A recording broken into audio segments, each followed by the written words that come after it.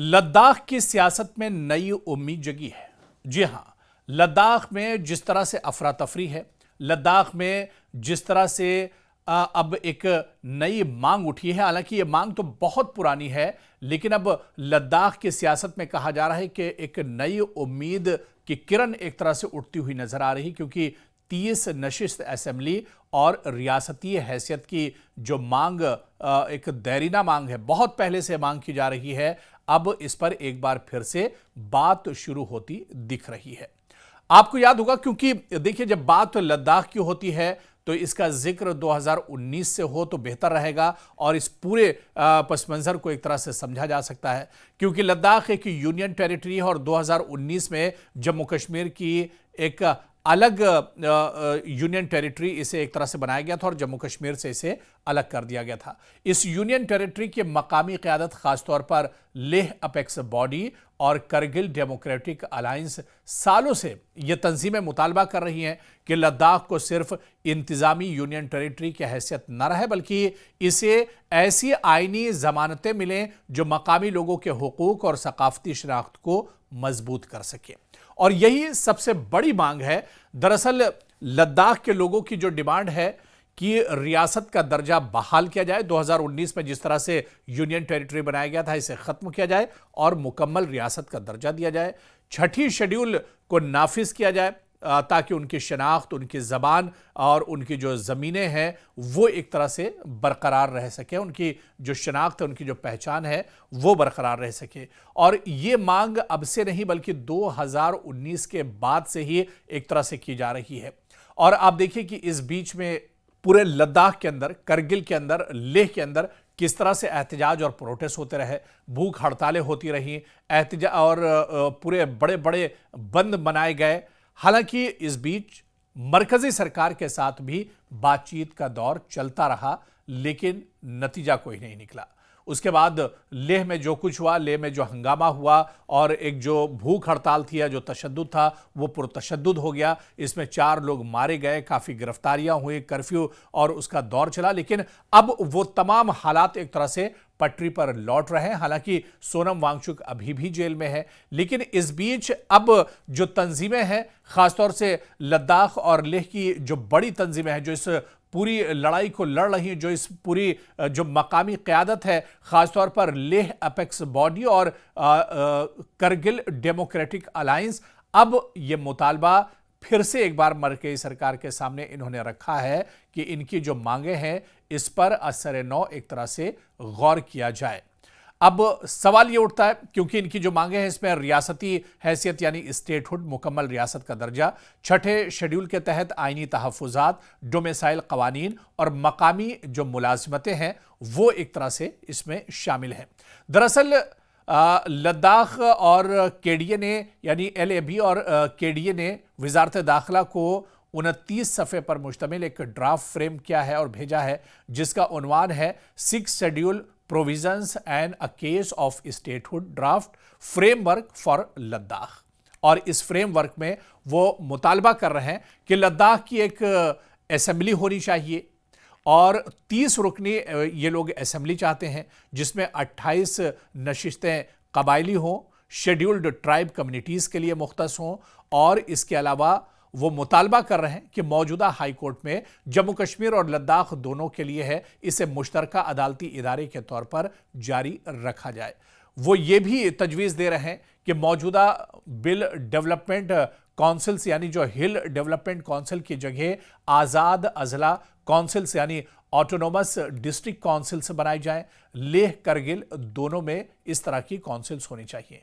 एक और अहम मुतालबा जो इनकी तरफ से किया गया है कि आम माफ़ी यानी जनरल जो एमनेस्टी है इसका ख्याल रखा जाए। जो लोग एहतजाज करते हुए गिरफ्तार हुए हैं, जो जेलों में हैं, और ख़ासतौर से सोनम वांगचुक जिस तरह से जेल में सज़ा काट रहे हैं एक तरह से, हालांकि उन पर अभी सज़ा नहीं हुई है लेकिन जेल के अंदर रखे गए हैं, NSA उन पर लगाया गया है। तो ऐसे में इस ड्राफ्ट में यह भी है कि आम सज़ा का एक तरह से आम माफ़ी का ऐलान किया जाए। जो लोग एक तरह से जेलों में हैं उन्हें माफ़ कर दिया जाए।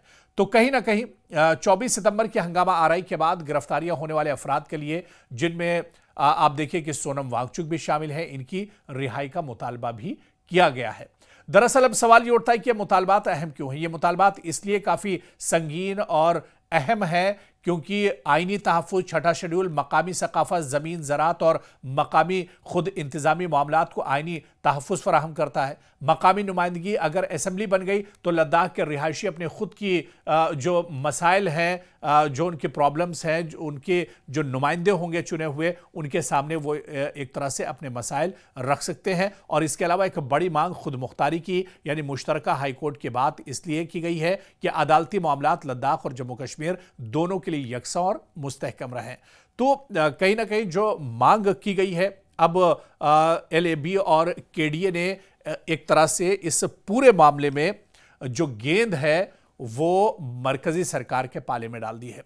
हालांकि सितंबर में जो कुछ हुआ था उसके बाद ये लग रहा था कि बातचीत का जो सिलसिला है वो थम गया है। मरकज ने कई बार, वजारत दाखिला ने कई बार कोशिश की कि बातचीत का दौर शुरू होना चाहिए, बातचीत पटरी पर लौटे, क्योंकि बातचीत से ही मसला हल हो सकता है। लेकिन अब एक बार फिर से लद्दाख के अवाम ने, लद्दाख की जो तंजीमें हैं और KDA या LAB जो है, इन्होंने एक तरह से अब पहल कर दी है। और ऐसे में अब जो गेंद है वो मरकजी सरकार के पाले में है। क्या मरकजी सरकार लद्दाख के लोगों के जो मसाइल हैं, इनकी जो मांगे हैं, इस पर एक तरह से आगे बढ़ेगी? इस पर क्या एक तरह से कार्रवाई की जाएगी? क्या जो मसले हैं इसे अब एक तरह से ख़त्म किया जाएगा? क्योंकि सिर्फ मसला लद्दाख का नहीं है, जम्मू कश्मीर के लोग भी यही मांग कर रहे हैं कि उनके यहाँ भी यूनियन टेरिटरी ख़त्म होनी चाहिए और रियासत का दर्जा बहाल होना चाहिए। ऐसे ही लद्दाख के लोग भी चाहते हैं कि यूनियन टेरिटरी ख़त्म हो जाए, उनकी अपनी एक असेंबली होनी चाहिए, उनके भी अपने चुने हुए MPs होने चाहिए, उनकी नुमाइंदगी होनी चाहिए, ताकि उनके जो मसले मसाइल हैं वो एक तरह से हल किए जा सके और वो अपने चुने हुए नुमाइंदे जो हैं या जो उनकी असेंबली है उसमें उनके मसाइल एक तरह से उठाए जाएं। तो मुद्दे बहुत से हैं और ये मांगे काफ़ी पुरानी भी हैं और इस मांग को, डिमांड को लेकर आप देखिए कि हंगामा भी काफ़ी ज़्यादा हो चुका है। सोनम वांगचुक अभी भी जेल में है, लेकिन बड़ा सवाल ये उठता है कि क्या मरकजी सरकार एक बार फिर से जो KDA और LAB और जो दूसरी तंजीमें उनकी तरफ से जो डिमांड की गई है, क्या इस डिमांड पर मरकजी सरकार एक तरह से राजी होगी? क्योंकि जो पेंच फंसा है वो सिर्फ मरकजी सरकार के पास ही एक तरह से फंसा हुआ है। मरकजी सरकार क्या इस पर हामी भरती है? क्या इस पर राजी होती है? क्या लद्दाख के लोगों की जो मांग और डिमांड है वो भी एक तरह से पूरी हो पाएगी? ये देखना बहुत अहम होगा। लेकिन जो नाज़रीन हमारे साथ जुड़े हैं, आप क्या समझते हैं, क्या वाकई में, क्योंकि पिछले दिनों जिस तरह से लद्दाख के कई तंजीमों के लोगों ने एक तरह से ये इल्ज़ाम लगाया था कि जांच पड़ताल के नाम पे उन्हें परेशान किया जा रहा है, उनकी मांगें पूरी होनी चाहिए और ये मसला एक तरह से हल होना चाहिए। ख़ास तौर से जो तंजीमें लद्दाख की हैं वो इस बात पर भी जोर दे रही हैं कि उनके दैरीना मसाइल तो हल होने चाहिए, उनकी डिमांड पूरी होनी चाहिए, लेकिन इसके साथ सोनम वांगचुक को भी आज़ादी मिलनी चाहिए, सोनम वांगचुक को जेल से रिहा किया जाना चाहिए।